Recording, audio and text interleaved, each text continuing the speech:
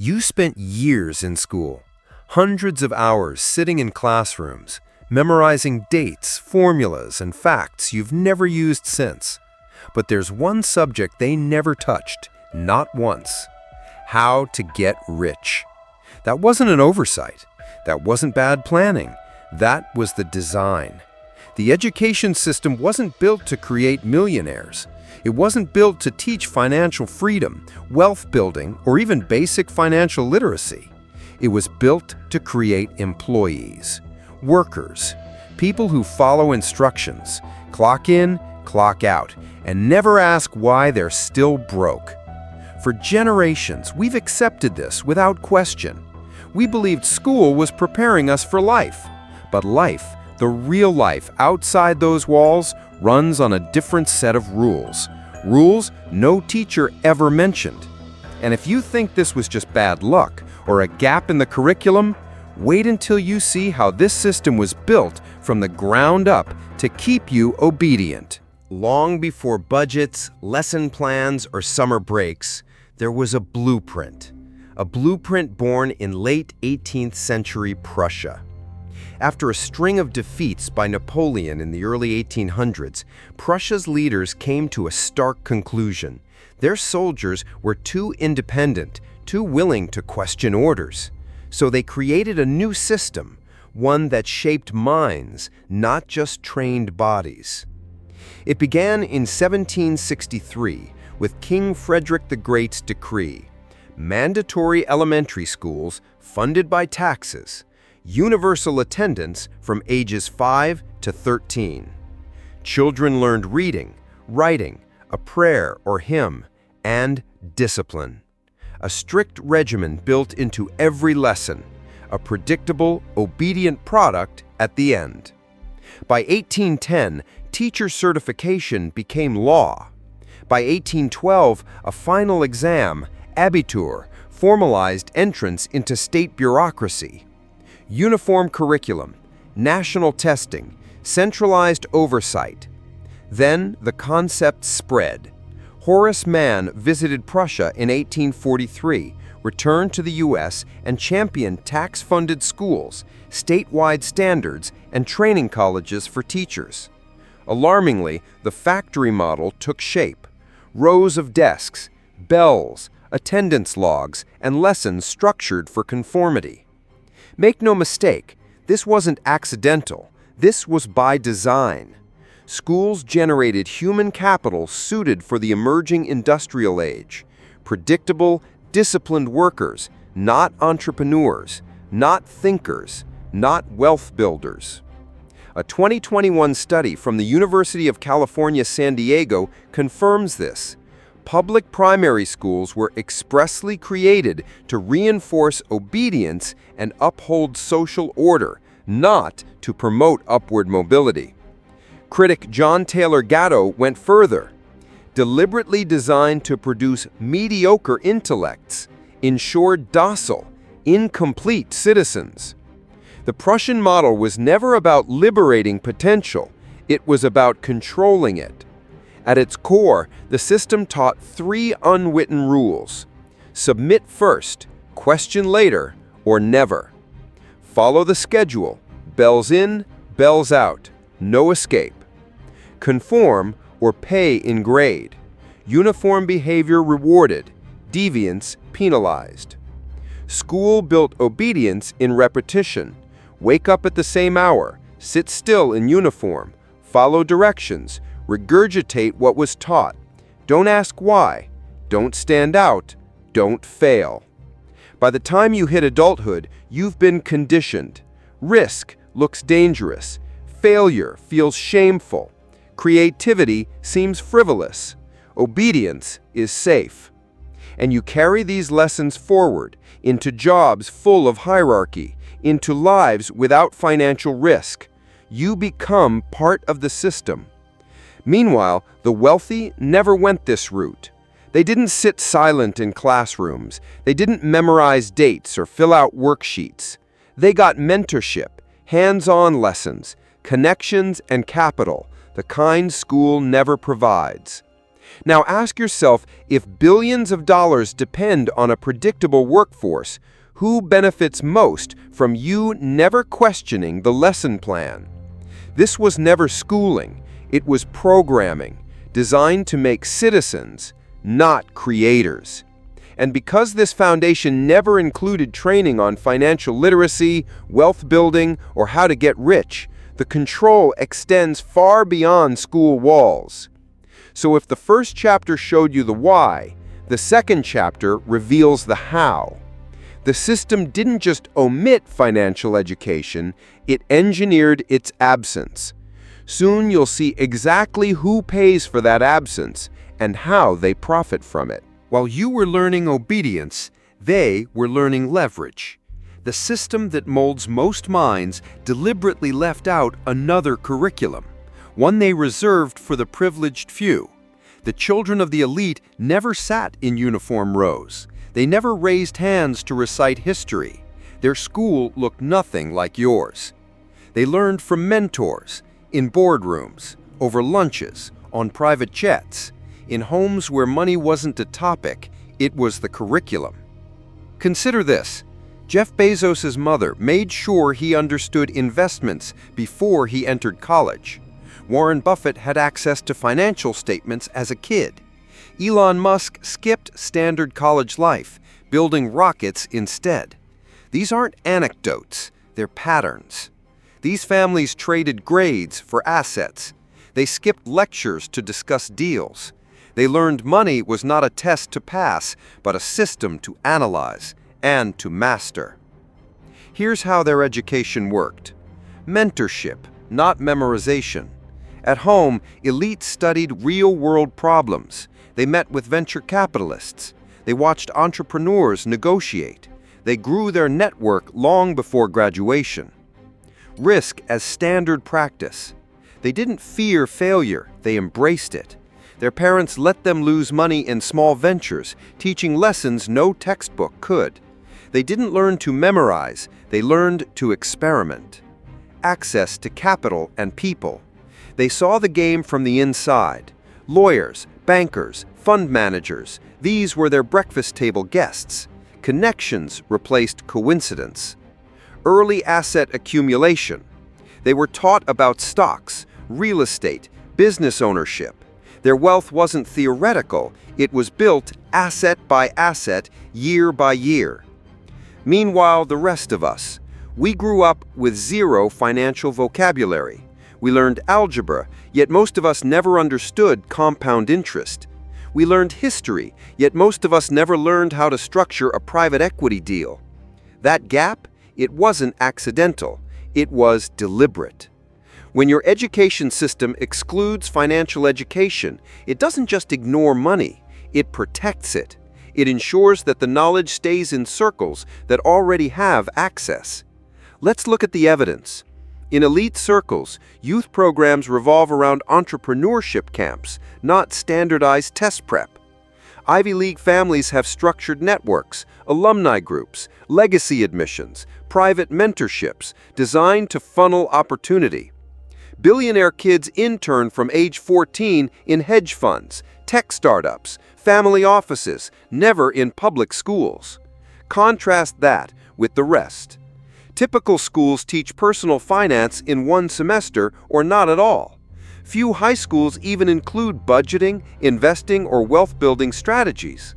Despite the importance of money, financial literacy remains optional or absent in most curricula, and often only offered in affluent districts.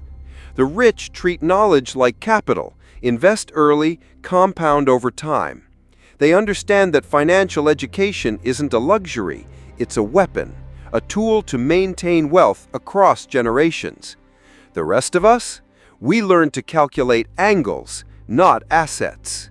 When the system teaches obedience and leaves out wealth building, it creates a two-tier education. Tier 1 teaches obedience, compliance, the habits of a good worker. Tier 2, reserved for children with access, teaching risk, asset building, systems thinking, leverage. The moment you realize this split, you understand how the system maintains power.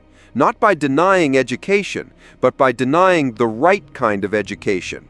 Because knowledge, more than any test score, determines who builds wealth and who stays broke. So far, we've seen why the system was built this way and how it shaped your mindset. Next, we'll look inside the machines, into the psychology and unseen controls that keep this system locked in place. By now, you've seen the structure, the blueprint, the deliberate omission of financial education. But there's one layer even deeper, one that isn't written in textbooks or printed on curriculum guides. It's psychological. The education system didn't just shape your knowledge, it shaped your mind, your fears, your relationship with money, your tolerance for risk, your definition of success and failure. From your first day in school, a pattern began. Reward compliance, punish deviation. Answer exactly what's on the test, get a gold star. Challenge the teacher, face correction. Fail an assignment, feel shame. It wasn't about learning how the world works, it was about learning how you should behave within it. Psychologists call this operant conditioning. Positive reinforcement for following rules, negative consequences for questioning them. And it worked. By the time you left school, you'd internalized 3 dangerous beliefs about money and risk. Mistakes are to be avoided at all costs. Failure was framed as personal deficiency, not as part of the learning process. You learn to fear it. In business and wealth building, this mindset is lethal. The path to financial freedom is paved with calculated risks and inevitable setbacks, but school taught you to associate mistakes with punishment. The right answer is the only answer. Standardized tests taught you to search for a single correct solution. But in the real world, wealth comes from creativity, innovation, and seeing opportunities where others don't. The system taught you to stay inside the lines. The rich learn to redraw them. Wait for permission. Raise your hand. Wait for the bell. Follow the schedule. This drilled-in habit makes adults hesitate when opportunity knocks. Instead of acting, they wait for approval, for certainty, for someone else to take the lead. This mental programming doesn't vanish after graduation. It lingers, silently influencing your choices. Ever wondered why you hesitate before investing? Why taking financial risks feels reckless even when the data says otherwise? Why starting a business feels terrifying even when the upside is clear? It's not by chance. For the system to function, most people must fear deviation. They must stay in line, economically, behaviorally, intellectually. This is why financial education isn't missing, it's actively discouraged. Ask too many questions about money in school, you're told to focus on your grades.